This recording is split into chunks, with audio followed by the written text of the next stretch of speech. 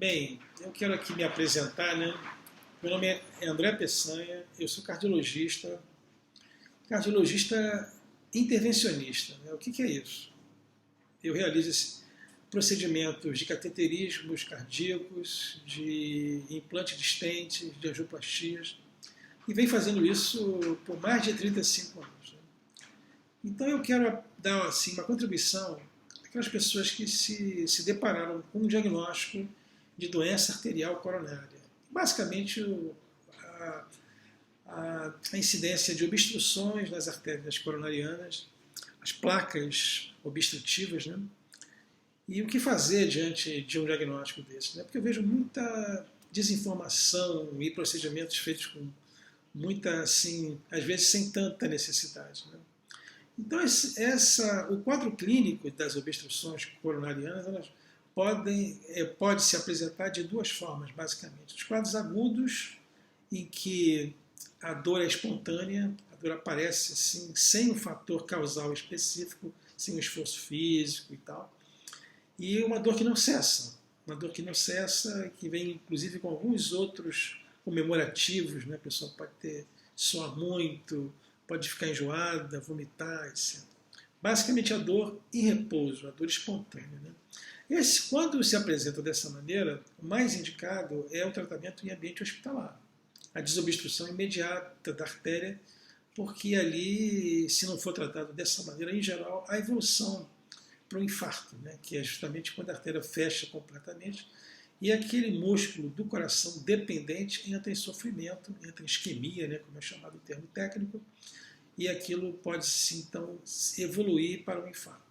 Mas, no mais comum das vezes, as obstruções coronárias elas se manifestam de forma crônica, ou seja, existe um fator causal, assim, uma causa, por exemplo, o esforço físico, a pessoa andando muito rápido ou subindo uma escada e tem a dor no peito, tem a falta de irrigação naquela área do coração e a pessoa interrompendo aquela atividade. Basicamente, depois de um pequeno tempo, um período de tempo, a dor cessa. Então seria alguma coisa previsível, induzida por aquele esforço ou aquela atividade, aquele fator causal. Esse tipo de obstrução, a pessoa tem basicamente dois caminhos que na verdade são um só.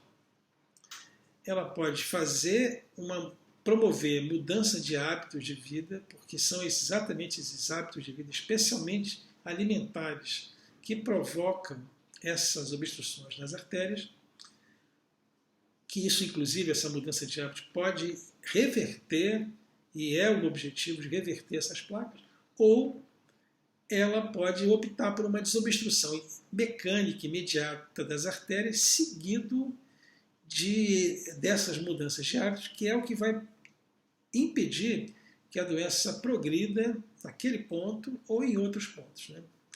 Então, assim, é preciso entender que, na verdade, se não promover as mudanças de hábitos, se não tiver uma alimentação que não promova essa obstrução, esse desenvolvimento das placas, na verdade, o tratamento mecânico não vai resolver, só assim, no ponto de vista imediato. Então, em verdade, o que é necessário é que a pessoa retire os fatores que estão causando essas obstruções.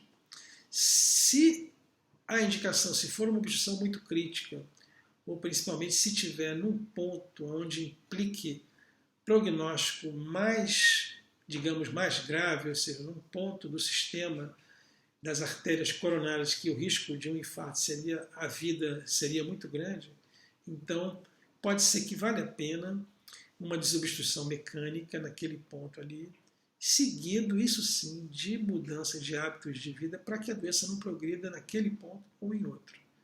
Então, assim, eu recomendo que as pessoas, perante um diagnóstico desse tipo, né, em geral isso é feito pelo cateterismo, existem outros métodos também, não menos invasivos, mas basicamente o diagnóstico definitivo é através do cateterismo cardíaco.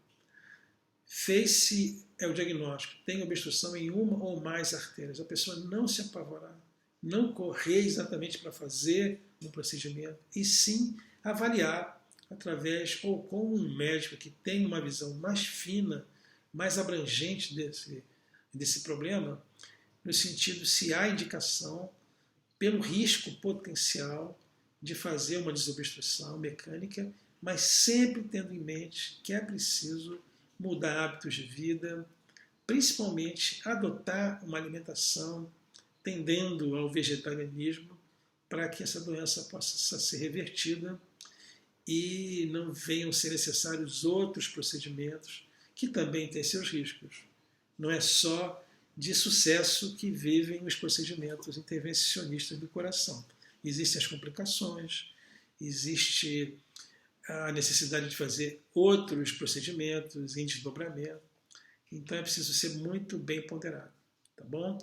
Então assistam nossos vídeos da Clínica Vegetariana, da qual eu represento, e que nós vamos dar mais dicas e mais informações para que o benefício desses tratamentos, tanto mecânicos quanto dietéticos e nutricionais, seja conhecido pelas pessoas.